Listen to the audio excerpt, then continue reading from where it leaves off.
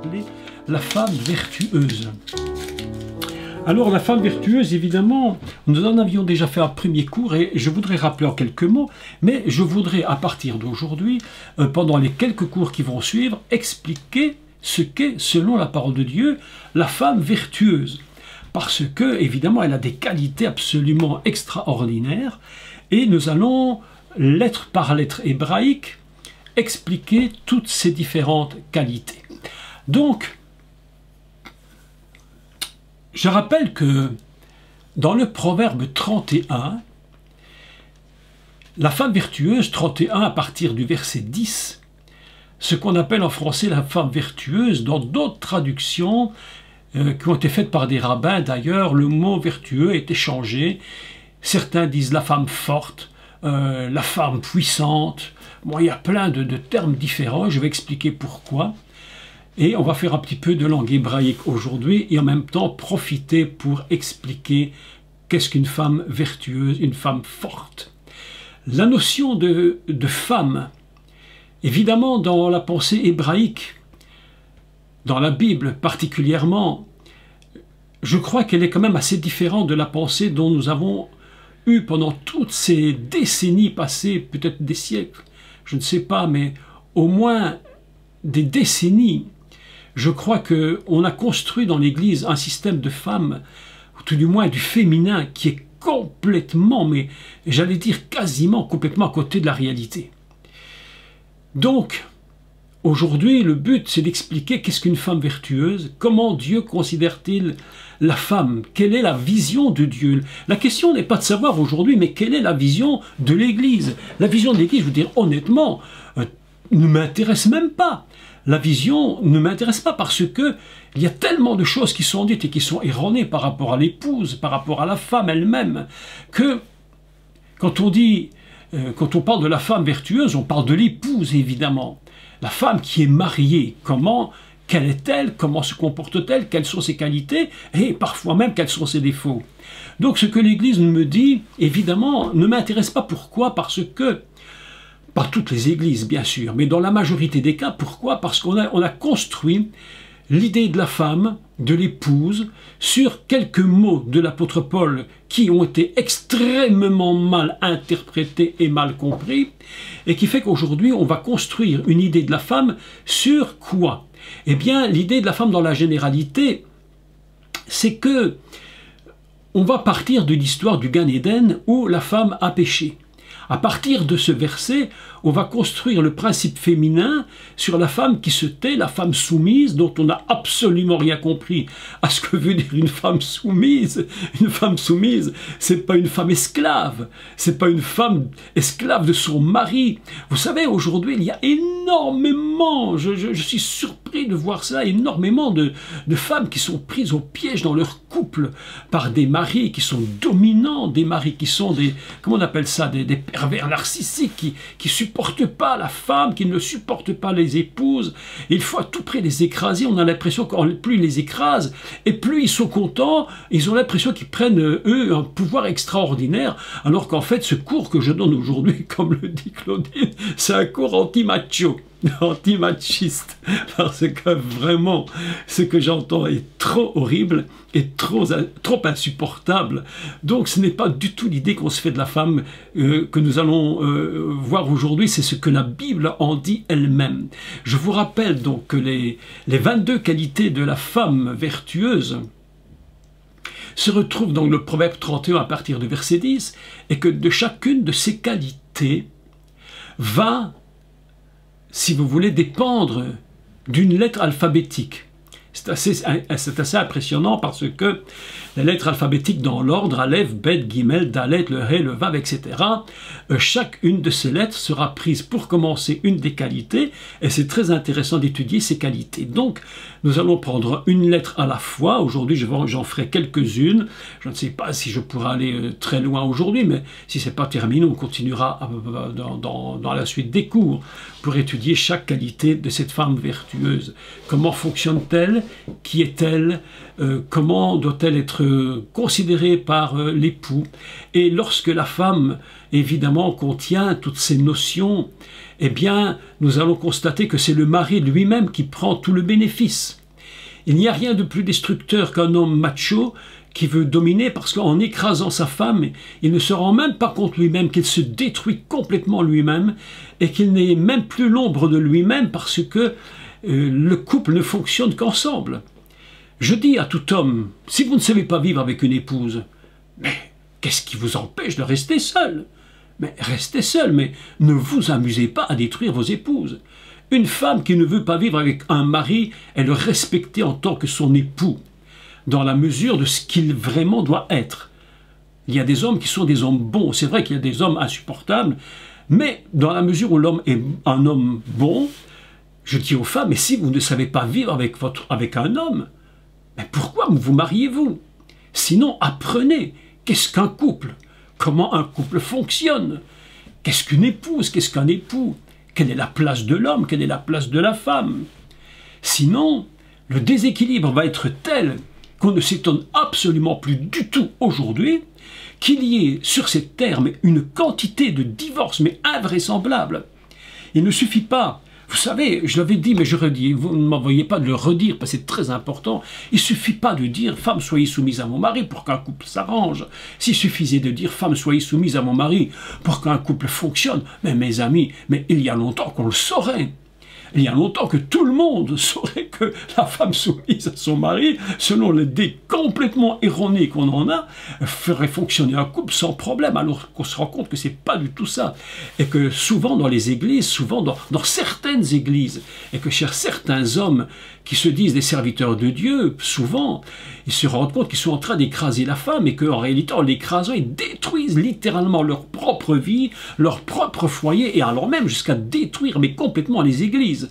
On est en train de se tromper, mais dans une dimension absolument fantastique. Donc le but de la femme vertueuse, la femme forte, c'est une femme qui a une dimension divine absolument exceptionnelle.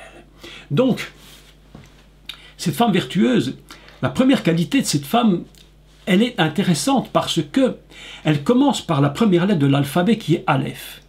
Et vous vous souvenez que la lettre Aleph n'est pas n'importe quoi dans la Torah puisqu'elle représente l'unité. Déjà, pour commencer, la femme vertueuse a une qualité, c'est de représenter l'unité. Et que si cette femme n'a pas cette qualité-là, l'unité générale, disons, donc on va parler des couples aujourd'hui, l'idée générale du couple est déjà mise en danger, parce qu'elle détient, elle, une force extraordinaire dans l'unité du niveau céleste. Le Aleph représente l'avant Bereshit, c'est-à-dire l'avant-création même, la qualité supérieure de tout ce qui peut exister, les notions fondamentales divines. La femme, ce qu'on appelle la femme vertueuse, la femme forte, c'est une femme qui contient ces qualités en elle. Et c'est absolument important, mais si important de le comprendre. Si la femme doit bien se mettre dans la tête, l'épouse doit bien comprendre que ce qui fera d'elle une véritable épouse, c'est une femme connectée, non seulement. Et je vais expliquer les mots les uns après les autres. Vous allez voir, c'est absolument fabuleux. La première qualité, c'est de savoir se connecter avec le céleste. La notion céleste, c'est la première qualité du mariage. La femme vertueuse, c'est celle qui se connecte avec le céleste, celle qui sait comprendre quelles sont les forces divines qui vont totalement la construire. Et c'est pour ça qu'il est écrit plus loin dans quelques psaumes, proverbe, que la femme vertueuse bâtit sa maison. C'est une bâtisseuse de maison. C'est celle qui a un pouvoir dans la maison, mais absolument fabuleux. Elle a une capacité de construire sa maison, elle a une capacité aussi de la détruire. Donc la première capacité de la femme, de l'épouse, c'est la connexion avec le niveau le plus élevé qui puisse exister dans tout l'univers, c'est le niveau céleste, Aleph, ce qui est avant toute chose. La femme et l'homme, d'ailleurs, le mari, on profite pour parler un peu des deux quand même, devrait, et c'est là le grand problème des couples, me semble-t-il, et c'est plus que me sembler, je crois que c'est une grande vérité, c'est qu'on se marie, on s'épouse, on veut faire une famille, on veut construire quelque chose sans savoir quelles sont réellement les dimensions de l'un et de l'autre. Donc on se marie et puis on est surpris. Il y a un petit dicton qui dit « l'amour est aveugle ». n'est-ce pas? C'est vrai. L'amour est aveugle et c'est le mariage qui nous les ouvre, les yeux. Et on se rend compte que c'est quand même une vérité. L'amour est aveugle.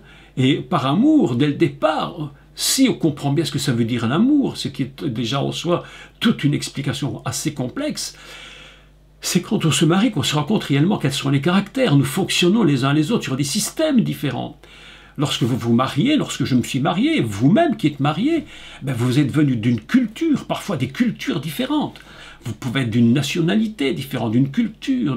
Vous savez, l'Africain peut épouser une Européenne, l'Européen peut épouser une Asiatique, etc.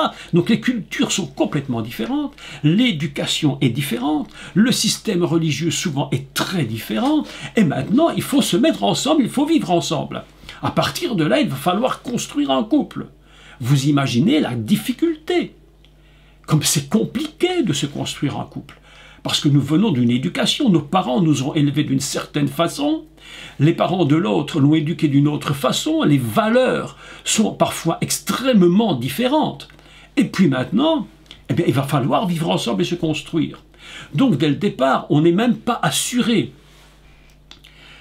Comment fonctionnera le couple? Pour quelle raison? Mais simplement parce qu'on ne sait pas quel est le rôle du couple. Vous avez remarqué qu'il va falloir s'adapter à l'autre. Il va falloir écouter l'autre, le comprendre. Et chacun pour lui-même, l'homme et la femme, l'époux, l'épouse, doivent connaître mais quel est leur rôle. Comment fonctionne-t-il dans ce rôle d'époux? Comment moi, en tant qu'époux, je fonctionne dans ma maison? C'est très important de savoir comment nous fonctionnons. Comment la femme fonctionne-t-elle? Lorsqu'on parle de la femme vertueuse, et nous utilisons le mot vertueux, parce que c'est le mot qu'on a le plus l'habitude d'entendre, mais vous allez voir qu'il y a beaucoup de différences par rapport à ce mot. Lorsqu'on fonctionne par la femme vertueuse, automatiquement, on est en train de mettre en exergue qu'est-ce que c'est qu'un homme? Comment fonctionne un mari? Lorsque je regarde mon épouse et que je la vois vivre, eh bien, après des années, vous vous rendez bien compte qu'on apprend tous les jours à connaître l'autre et qu'on croit le connaître, mais en réalité, on ne le connaît même pas tout à fait. Et en réalité, nous-mêmes, nous ne nous connaissons pas. Donc aujourd'hui, le but de ce cours, en introduction, c'est de pouvoir expliquer comment se connaître en tant qu'épouse. Et puis nous parlerons ici, dans la mesure de ce qui va venir, comment se comporter en tant qu'époux, parce que c'est très très important. Donc, la première qualité de la femme, c'est la lettre Aleph qui est connexion avec le niveau le plus élevé qui puisse être. Et là-haut se trouvent toutes les dimensions qui vont former une femme absolument selon le cœur de Dieu, comment Dieu voit la femme, et vous allez voir que Dieu ne voit pas du tout la femme comme les machos évangéliques ou je ne sais quelle église autre, pas tous évidemment, pas tous, heureusement, bien entendu, heureusement. Mais trop, à mon avis, beaucoup trop, dans des dénominations qui sont en train de se perdre à cause des incompréhensions. Donc, qu'est-ce que l'on peut dire? Que la femme vertueuse en hébreu commence par la lettre Aleph, et que le mot se dit Eshet Ra'il. La femme vertueuse se dit Eshet Ra'il. C'est très intéressant parce que la première fois que l'expression Eshet apparaît dans la Torah, dans la Bible, c'est lorsque l'on parle de Sarai. Il est dit de Sarai, femme d'Abraham, et on dit qu'elle était Sarai Eshet Avram. Ça veut dire elle était la femme de. Eshet signifie femme de. Femme de Avram. Autrement dit, elle est connectée à son mari, elle est liée à son mari. Femme de a un sens, comme dans le Aleph, c'est pourquoi c'est Aleph qui introduit ces premières qualités. Eshet, ça veut dire elle est connectée non seulement à la dimension la plus élevée qui soit, mais en même temps, Sarai est connectée, liée, volontairement, il y a cette volonté d'être femme de Abraham. Cette première notion est importante parce que certaines femmes sont mariées, mais elles ne se considèrent pas comme Eshet Avram, elles ne se considèrent pas comme Eshet mon mari, c'est-à-dire connectées au mari, elles veulent garder une indépendance totale, où le mari, à la limite, devient à la limite son esclave, son petit chien, et où le mari n'a plus rien à dire. Autrement dit, le mot Eshet ici est très important parce que Eshet Ra'il, c'est la femme de, liée volontairement. Elle a un point d'attache volontaire, un choix de se lier à quelque chose. À quoi va-t-elle se connecter? D'abord, Eshet, ça veut dire la femme qui se connecte avec son mari, elle est attachée à lui. Et puis maintenant, Ra'il, qu'est-ce que c'est que Ra'il? Alors, nous allons penser au mot Ra'il, qu'est-ce qu'il signifie? Femme de quoi? Femme connectée à quoi? Vous allez voir qu'elle va se connecter et elle doit le faire de façon volontaire. C'est pas seulement se connecter en disant ben, je suis mariée parce que le maire m'a dit acceptez-vous de prendre pour épouse? Elle a dit oui. Alors comme elle a dit oui, elle est connectée, elle est mariée. Mais Eshet Ra'il, c'est pas simplement dire oui au maire. En Belgique, on dit le bourgmestre, hein, mais en France, on dit le maire. En fait, c'est exactement la même chose. Hein. Bourgmestre, hein, bah, c'est une parenthèse que je fais, une petite parenthèse. Bourgmestre vient de Burgmaster, le maître du bourg. Et en France, on a tiré le mot bourg et on a gardé mestre et on a fait maire. Mais en fait, c'est exactement la même chose. Ça se dit autrement, c'est le même. Je ne sais pas en Suisse comment vous dites. Je ne sais pas du tout comment on dit en Suisse le maire ou le bourgmestre ou j'en sais rien. Enfin, voilà donc c'est l'officier d'état civil. Vous voyez, voilà, tout change complètement d'un pays à l'autre, mais enfin, on se comprend. Donc, voilà que cette femme va se connecter, mais à quoi va-t-elle se connecter? Eshet Ra'il, c'est la femme vertueuse qui d'abord est connectée là-haut, deuxièmement connectée à son mari par choix, volontairement un choix, mais elle va se connecter à plusieurs dimensions absolument fabuleuses, et je les cite les unes après les autres. Très lentement, vous pouvez donc ainsi les écrire. Et puis vous allez constater que comme l'Aleph qui commence toutes ces notions de la femme vertueuse englobe dans toute leur totalité tout ce qui va suivre. C'est pourquoi, une fois encore, je répète, et c'est très important de comprendre que tout est unité. Nous ne sommes pas divisés, nous sommes dans une unité indivisible. C'est pourquoi tout est construit comme si c'était un cercle. Et nous sommes à l'intérieur de ce cercle. Et la femme fonctionne à l'intérieur. D'ailleurs, ce qui est absolument extraordinaire. Et moi, je trouve ça formidable. Je ne sais pas pour vous ce que ça vous fait, mais lorsque vous regardez la Terre, elle est ronde. C'est un cercle. Lorsque vous voyez les astres, ce sont des cercles. Tout est comme dans des cercles et nous sommes enfermés à l'intérieur. Et Eshet Ra'il, c'est la femme enfermée dans une unité. Et maintenant, que veut signifier le mot Ra'il? Qu'est-ce qu'il signifie? Il s'écrit donc, Eshet Ra'il, ça s'écrit donc avec un Ret, Yud, Lamed. Ret, Yud et Lamed. Ret qui signifie coudre, tailler, quelque chose qui va construire, une capacité de construction. Le Yud, c'est la main capable de construire. La lettre divine par excellence, la capacité de construire. Par la volonté de Dieu, par le désir de servir Dieu, et la mettre, c'est apprendre à se construire, apprendre à construire la maison, apprendre à se construire avec son mari. Mes amis, il n'y a pas de foyer qui tienne si nous n'avons pas la volonté de construire. Je dis à toutes nos sœurs, à toutes les femmes qui m'écoutent maintenant, à toutes les femmes qui m'écouteront plus tard, s'il vous plaît, comprenez votre rôle d'épouse. Premièrement, vous êtes faite pour apprendre à tailler, à coudre, à gérer cet ensemble-là, avec votre volonté, la volonté de Dieu, et d'apprendre à le faire. Apprendre à le faire. Eshet Ra'il, la femme connectée au Ra'il. Qu'est-ce que Ra'il?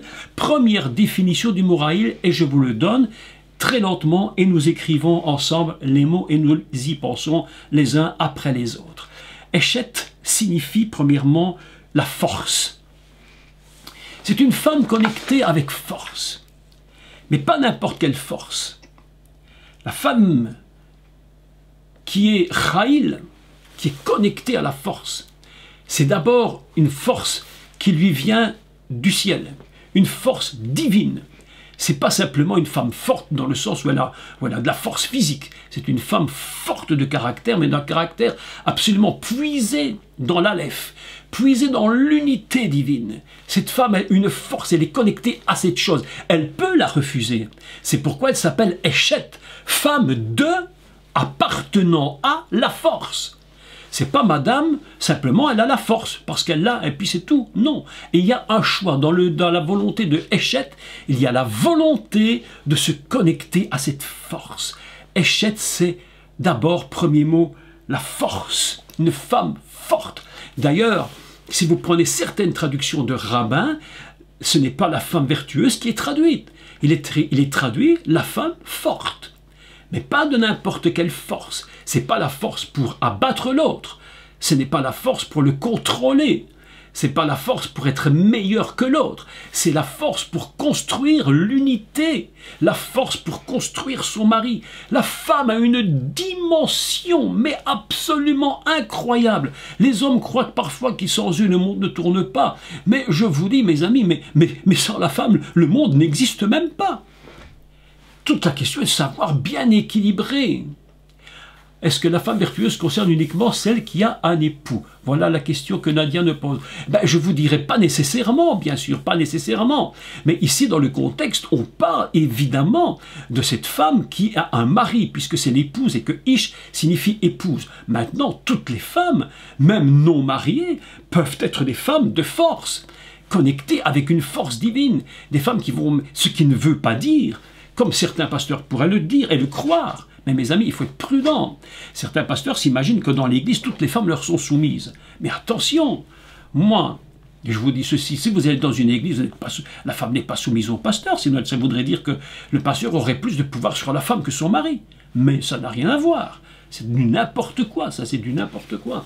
Donc toute femme peut être une femme de force, bien entendu.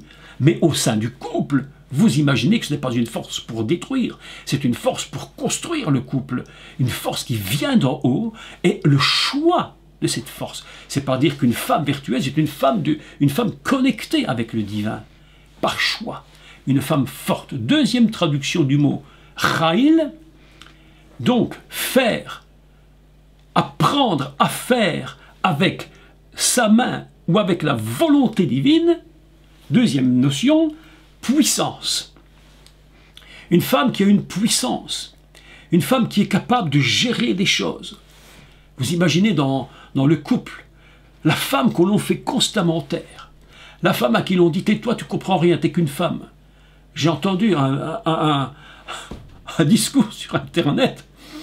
Mes amis, je n'oserais même pas vous donner le lien, parce que si vous entendiez ça, je crois que vous tombez à la renverse. D'un pasteur qui raconte des choses, mais c'est inimaginable. C'est la destruction, non seulement de sa femme, de son église et de lui-même. Mes amis, une femme puissante. La puissance, Cha'il, c'est la puissance, la force, la puissance. Une femme qui est capable d'avoir une puissance extraordinaire. Ah, mes amis, alors je lis tout votre chat en même temps, hein. Alors voilà, oui, je lis ce que vous me dites, hein, parce que ça vaut la peine de faire du chat ensemble. C'est ça l'avantage de ces cours en ligne. Il y a des gens qui disent pourquoi je m'inscris au cours alors qu'on peut l'avoir de temps en temps sur YouTube, simplement pour chatter, parce que c'est important. Et Claire nous dit qu'une femme qui se construit ainsi est en train de se préparer justement pour le mariage. Et ce qui manque dans nos couples, ce qui manque aux jeunes aujourd'hui, à nos enfants, à nos jeunes, c'est de les préparer sincèrement pour le mariage, leur expliquer leur rôle respectif. Une femme forte, une femme puissante, qui choisit la connexion avec le céleste et qui choisit d'être femme de la puissance. Je suis lié à la puissance par choix. Je décide d'être lié à la puissance divine, à celle qui va me connecter, qui va faire de moi une femme exceptionnelle. Moi, je n'ai aucun problème avec mon épouse, je vous le dis franchement. On n'est pas d'accord sur tout, comme personne n'est d'accord sur tout. On a nos propres idées, on a notre propre éducation, on a notre propre vie. Pourtant, on vit ensemble depuis maintenant de plus de 20 ans, presque 24 années. On n'a pas toujours les mêmes idées, mais je respecte. Je respecte la qualité exceptionnelle de cette femme que Dieu m'a donnée et que j'ai choisie. J'aurais pu pas la choisir. Moi, j'étais intelligent. Quand la belle est passée, j'ai choisi la belle. Je me suis dit, bon, choisissons avant qu'elle ne s'en aille. Mais c'est une plaisanterie. Mais franchement, je vous dis la vérité, femme puissante. Troisième chose, écoutez, troisième chose, Raïl signifie valeur. Une femme qui est connectée à la valeur. Est-ce que vous imaginez ça? Connectée à la valeur. Mais quelle est cette valeur? C'est pourquoi la femme vertueuse, c'est une femme qui sait comprendre, mais quelles sont les valeurs du ciel. Mais un couple doit fonctionner par rapport à ces valeurs. Vous savez que il y a les chrétiens, et même, je dirais même, ceux qui ne sont pas chrétiens, même simplement d'autres religions, même Israël, les Juifs et tout, il y a énormément de divorces en Israël. Je voyais ça dernièrement, un pays où le divorce est absolument incroyable. Pourquoi? Parce qu'on n'a pas compris qu'est-ce que veut dire la valeur de l'autre. Non seulement connecté à la valeur céleste, mais connecté à la valeur de l'autre. Comment connaître la valeur de son conjoint si vous n'avez pas une vision selon le cœur de Dieu? Et c'est là le problème. Nous ne pouvons pas mettre des valeurs sur notre conjoint ou sur le futur conjoint si nous n'avons pas compris qui il est réellement selon le cœur de Dieu. Combien de mariages sont complètement en train de se détruire parce qu'on s'est marié sur des idées faussées? Qu'est-ce que mon épouse, qu'est-ce que mon époux? Ah ben il n'est pas comme je voulais, je croyais qu'il était, et puis je découvre qu'il n'est pas du tout comme ça. Ben c'est évidemment il n'est pas du tout comme... Comment tu veux sur quelques semaines, quelques mois, apprendre comment il est, alors que nous-mêmes on ne se connaît même pas après 40 ou 50 ans? Et toi tu es là en train de dire, mais je ne sais pas ce que je croyais. Mais évidemment que ce n'est pas ce que tu croyais. Mais n'oublions pas que toutes les fonctions de la femme vertueuse et du mari, entre guillemets, extrêmement vertueux également, eh bien, fonctionne sur un principe de la lettre bête dont nous allons parler plus tard.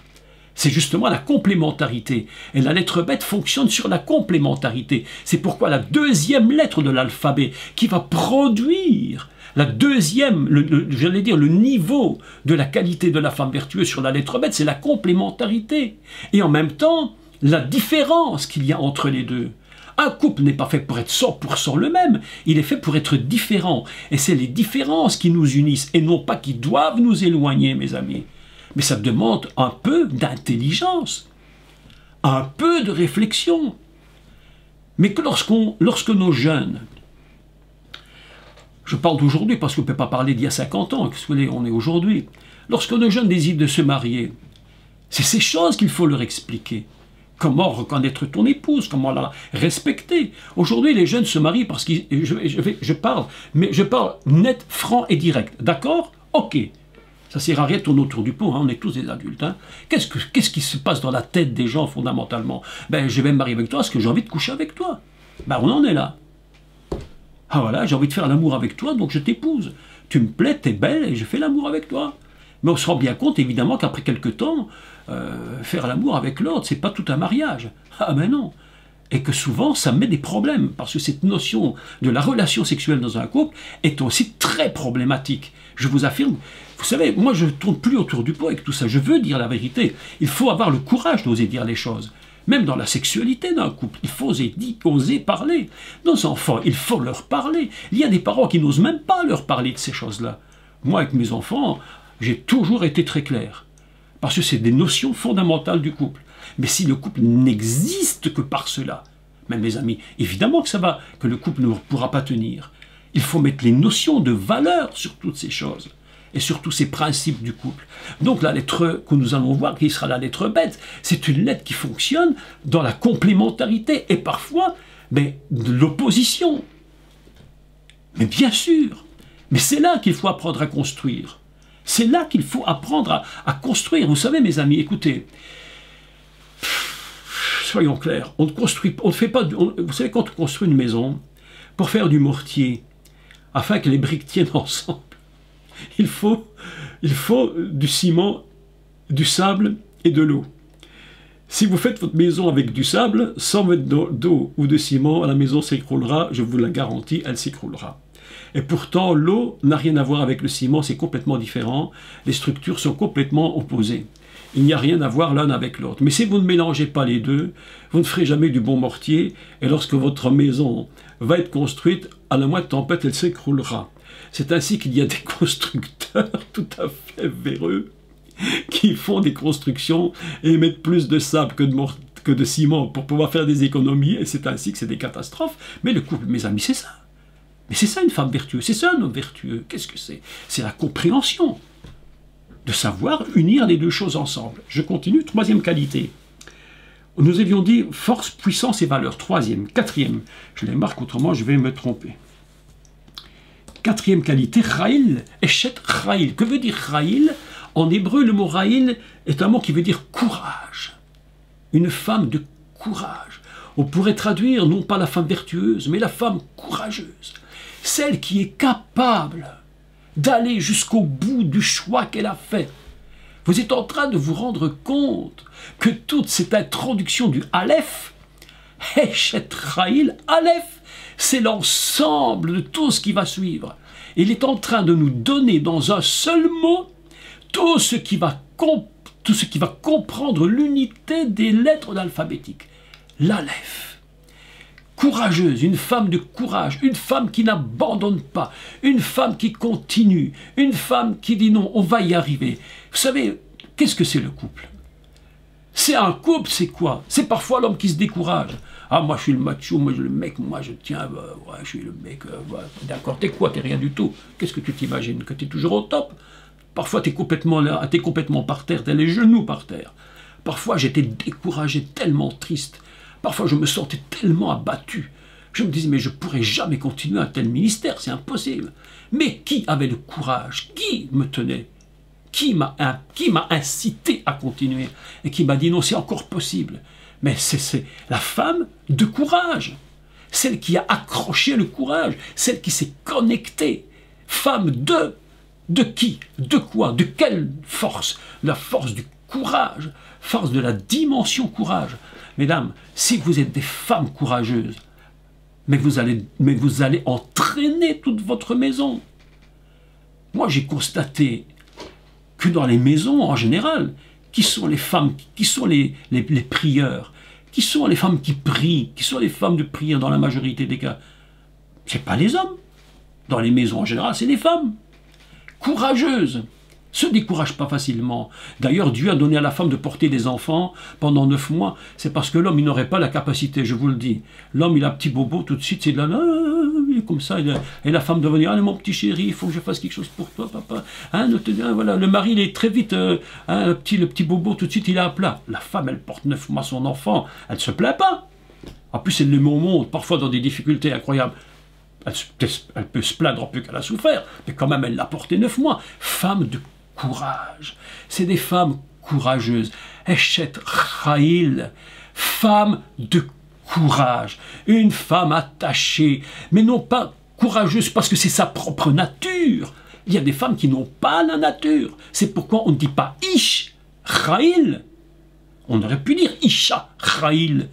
La femme avec un courage. Non, c'est Eshet. Femme connectée. Femme de. Elle se connecte au courage. Elle dit probablement, peut-être je n'en aurai pas, mais je connecte le courage. Je suis une femme courageuse. Et si mon mari est découragé, je suis là pour l'encourager. Et vous savez, dans un couple, c'est la vérité. Il faut dire la vérité. Parfois, la femme est abattue. Elle se sent fatiguée, découragée. Mais nous les hommes, mais nous devons être aussi courageux et relever notre épouse si elle est fatiguée. On parle de la femme vertueuse, mes amis. Mais la femme vertueuse, elle n'est que le produit. Et je le crois très sincèrement, elle est le produit de ce que son mari est capable de lui donner également. Un homme minable, un homme misérable, un homme qui se traîne par terre, un homme toujours en train de râler ou dominer. Mais est-ce que vous croyez que ça fait une femme de courage? Non, vous savez ce que ça fait? Ça fait une femme qui râle, une femme qui en a marre de son mari, et ça finit par des disputes, et ça finit même dans des insultes incroyables, dans des bagarres. Mes amis, l'autre jour, ici à côté de ma maison, là, il y avait un couple là. C'est incroyable. C'était un après-midi, et j'entends mais des hurlements. J'étais cloué sur place, j'ai eu très peur, mais vraiment, je me suis dit, mais qu'est-ce qui se passe? Je me suis posé quoi? Des hurlements, mais inimaginables. Le mari, la femme se tapent dessus, ils se font les pires misères. La police doit intervenir, parce que personne ne comprend l'autre. Personne ne comprend l'autre. femme de courage, tu te connectes au courage. Tu es capable de relever celui qui est fatigué. Tu es capable de diriger ta famille. Tu es capable de conduire tes enfants dans la vérité. Tu es capable de prier. Tu es capable de te tenir parce que tu fais le choix. Parce que tu ne t'appelles pas Isha Raïl, mais parce que tu t'appelles Eshet, femme de, connectée au courage. 5. Cinquième capacité. Vous voyez quand même, c'est magnifique de parler de ça. Non, vous ne trouvez pas que c'est magnifique? Moi, je trouve que c'est magnifique. Ça ouvre un peu nos yeux. Et ça nous révèle un peu que femme soumise à mon mari, en finalité, ça ne veut pas dire grand-chose. Si on n'a pas compris ce que ça veut dire, alors on raconte que des bêtises. Femme soumise à mon mari, pour beaucoup, c'est femme serpillière. Femme torchon, et puis poil à ligne. Et puis tu fais ce qu'on te dit et tu te tais. J'ai envie de toi, je te prends, j'ai plus, je te jette. C'est ça, c'est ça. C'est ça que les gens racontent. Mais arrêtons les bêtises. Mais arrêtons ces bêtises. Mes amis, mais comment voulez-vous que ça fonctionne comme ça? L'homme qui est comme ça, mais il est complètement à côté de la plaque. La femme qui fonctionne comme ça pour son mari, mais ça ne peut pas marcher, c'est impossible. Le couple se construit avec intelligence. Intelligence, mes amis. Beaucoup d'intelligence, beaucoup de patience, beaucoup de tolérance, beaucoup d'apprendre à se connaître l'un et l'autre. Mais c'est comme ça. D'ailleurs, la Bible dit que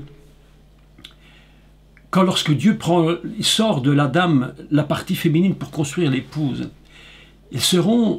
elle va être une aide pour lui, une aide contre lui, une aide avec lui, une aide face à lui, une aide à l'inverse de lui. Vous comprenez, c'est très important de comprendre ce principe. Si on ne construit la femme que sur la faute de l'Éden, mes amis, Dieu nous dit, mais c'est pas ça l'exemple. C'est pas la femme qui se trompe, l'exemple. La femme, l'exemple, c'est la femme du Proverbe 31. Il faut remettre les choses à place. Cinquième qualité, vous voyez comme ça, vous voyez qu'on peut parler comme ça, 22 versets. On a fait 1 heure, on a fait la première lettre, donc ça va nous amener un peu loin, mais avec la grâce de Dieu, on va y arriver et on va comprendre. Et je vous dis une chose, si vous écoutez ces cours avec beaucoup d'intérêt, et si vous dites on va réussir ça, je vous dis que vos couples, même s'ils ont des problèmes, je vous dis que vous êtes capables d'arranger les couples. Vous savez, mais écoutez-moi bien. Quand un couple va mal, les gens vont voir le pasteur. Les plus intelligents diront des choses vraies, les autres, les plus machos, vous racontez des bêtises sur le couple. Et alors on va imposer les mains au couple. Ah, il faut que ça s'arrange. Et on va chasser le diable. Ah, il faut chasser l'esprit du diable qui est dans le couple, qui met la pagaille. Ah, il faut chasser, ah oui, oui. Alors on va commencer à imposer les mains au couple pour que ça fonctionne. Et on a remarqué une chose, mes amis. Vous pouvez imposer les mains au couple, tant que vous voulez. Je vous le dis la vérité, tant que vous voulez. Vous pouvez jeûner 3 semaines, 1 mois, et 6 mois si vous voulez. Imposer les mains 36 000 fois. Le couple ne s'arrange pas parce qu'un couple ne s'arrange pas par la position des mains. Un couple s'arrange parce qu'il a compris quelque chose dans sa tête de ce que Dieu dit et de ce qu'il doit faire. Et s'il ne le fait pas, mes amis, la parole de Dieu de mettre en pratique la parole. Pas simplement des impositions des mains, ça ne changera pas les couples. Maintenant, beaucoup de couples ont pu accuser le diable autant qu'on veut, mais ne l'accusons pas de ce qu'il ne fait pas. Apprenons nous-mêmes à comprendre qui nous sommes et comment nous fonctionnons. Ça, c'est le secret d'un couple. Comment je fonctionne, comment tu fonctionnes, comment ensemble nous fonctionnons. Point suivant, la bravoure. Une femme brave, une femme de bravoure. Vous imaginez, bravoure.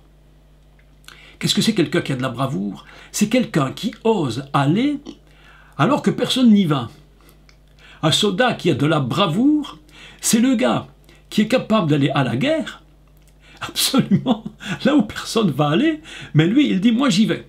D'ailleurs, le mot « Raïl », écoutez bien, et je le dis tout de suite, attendez, je vais marquer ça pour ne pas l'oublier, il ne faut pas que j'oublie, c'est la 9e qualité, la 9e dont nous allons parler un peu plus tard, Raïl veut dire « armée », l'armée, quand on va faire le service militaire, l'armée.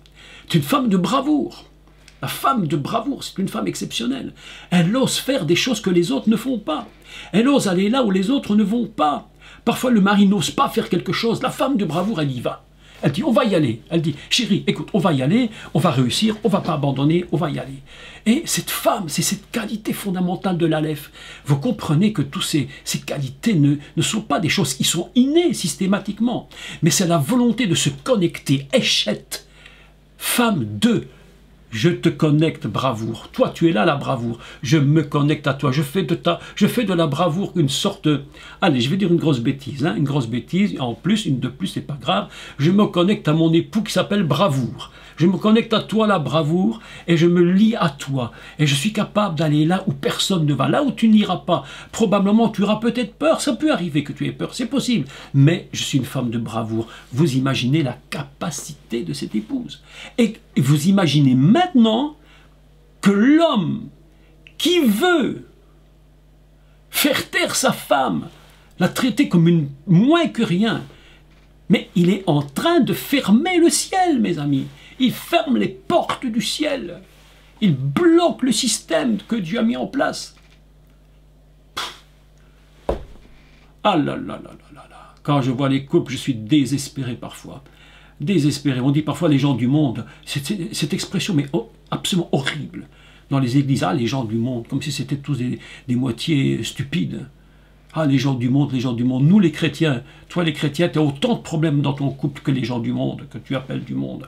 Pourquoi? Parce que tu as toutes les capacités pour comprendre et tu ne comprends pas. C'est pourquoi, aujourd'hui, je t'explique. La femme de bravoure, celle qui ose aller là où peut-être toi, tu n'oseras même pas y aller. Mais elle va dire, chérie, on va y aller. Allez, on y va, on va y aller. Ah là là là, mes amis, moi je n'épouse, je le dis franchement, je lui lance des fleurs. C'est une femme extraordinaire, une femme de courage, une femme de bravoure, une femme qui est connectée avec le ciel, une femme qui sait comprendre ce que c'est que la maison. Et heureusement qu'on n'est pas toujours d'accord, parce que si on était toujours d'accord, et que c'est toujours l'homme qui a raison, mais mes amis, mais quand l'homme a toujours raison, on va la tête dans le mur. Mais on se met, on roule c'est comme une voiture à du 250 à l'heure qui roule dans le mur. Et boum, on est dedans, et puis on dit, ah, pourtant j'avais raison, je suis l'homme. Ah, t'avais raison. Ben, toi, t'as tué tout le monde, t'avais raison. Ah bon, réfléchis un peu quand même. Ta femme, c'est une femme de bravoure. Souvent, elles ont une capacité d'aller là où même nous abandonnerions. Mais la femme de bravoure, elle s'est connectée. Alors, sixième qualité, richesse. Raïl veut dire richesse. C'est tous des mots. C'est un seul mot qui signifie tout en même temps. Vous imaginez ça? Un seul mot qui signifie tout en même temps. Magnifique. Femme de richesse. Elle contient les richesses d'en haut. Elle contient les richesses en elle-même. Elle a quelque chose qu'elle a connecté, qu'elle a pris, qu'elle a puisé, à laquelle elle a pris l'essence même de la richesse d'en haut. Cette richesse d'en haut est absolument fantastique. Ça lui permet d'avoir des visions, ça lui permet d'avoir des rêves.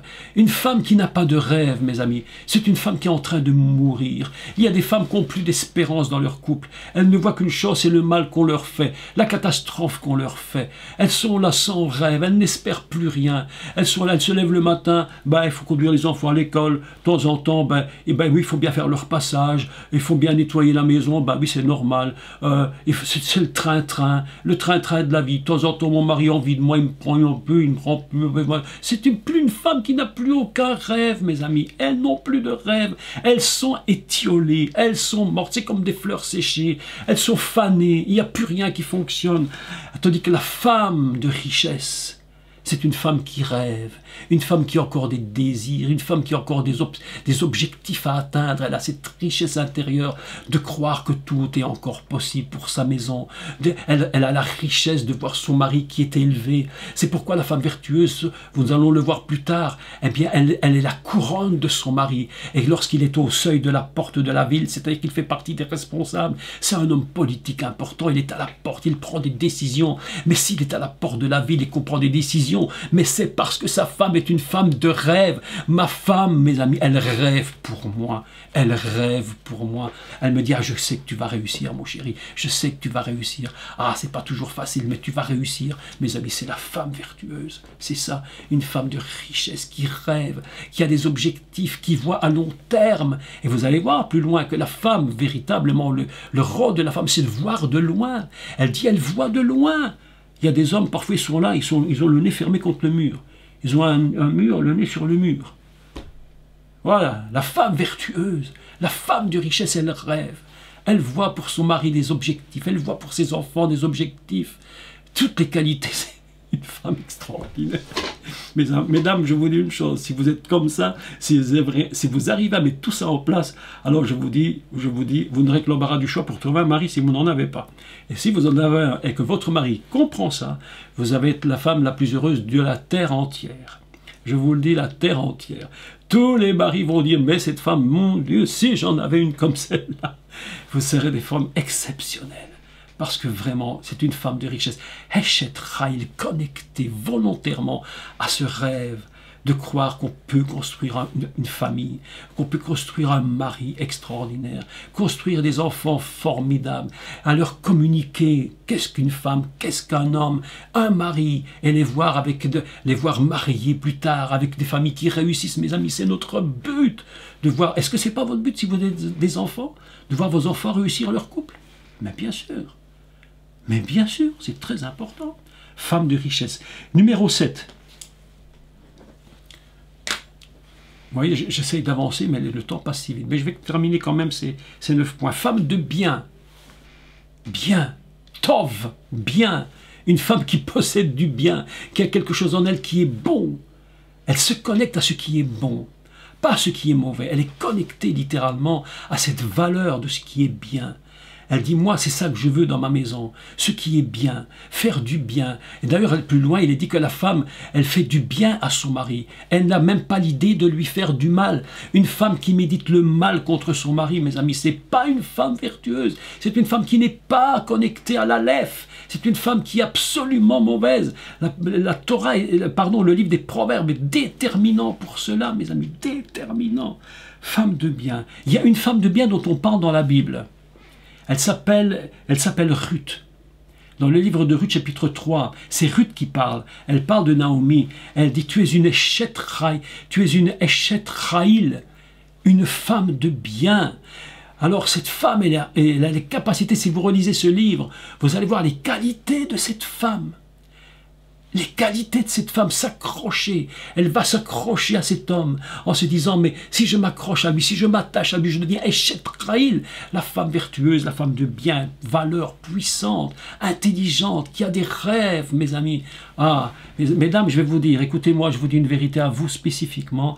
Mesdames, si vous n'avez plus de rêves dans votre couple, si vous ne rêvez plus suite à la situation dans votre couple dans lequel se trouve, c'est que vous avez vraiment un problème de connexion avec votre mari, ou de vous-même, ou de toutes sortes de situations, de raisons, mais vous devez continuer d'avoir des rêves.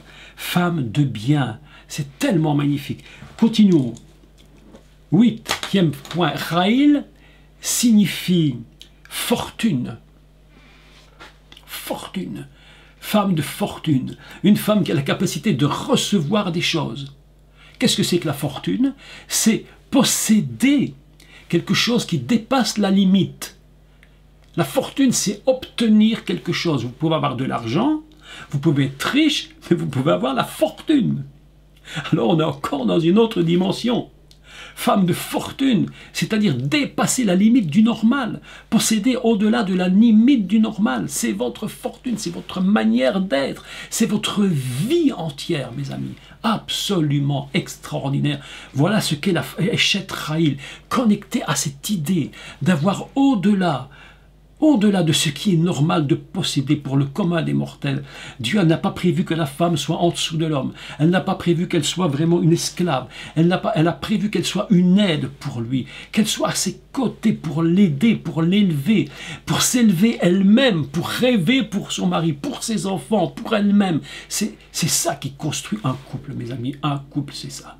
Un couple, c'est ça. Et je vous demande une chose, s'il vous plaît, si dans le couple ça ne va pas, s'il y a des difficultés dans le couple, réfléchissez à toutes ces questions, à tout cela. Et le 9e point, et je termine par celui-là, parce que ça fait déjà maintenant presque 1 heure que nous sommes ensemble. Une armée. Qu'est-ce qu'une armée? C'est un ensemble de personnes qui va au combat. Un ensemble de personnes qui va au combat. On ne va pas au combat tout seul. Parfois, les situations sont tellement dramatiques, difficiles, compliquées, qu'il faut une armée pour pouvoir les vaincre. La femme de combat, la femme armée, c'est une femme qui a la capacité de réunir autour d'elle suffisamment de force, suffisamment de force de sa famille, de son mari, de ses enfants. Elle est capable de rassembler pour former une armée qui va partir, qui va gagner. Mes amis, n'abandonnez jamais votre couple. N'abandonnez jamais votre couple. Vous avez besoin de force. Vous avez besoin de valeur, de puissance, de courage, de bravoure, de richesse, de bien, de fortune, parce que vous allez réunir tout ensemble et vous allez mettre ça dans votre panier, dans votre vie, et vous allez dire, voilà ce qu'est une femme vertueuse.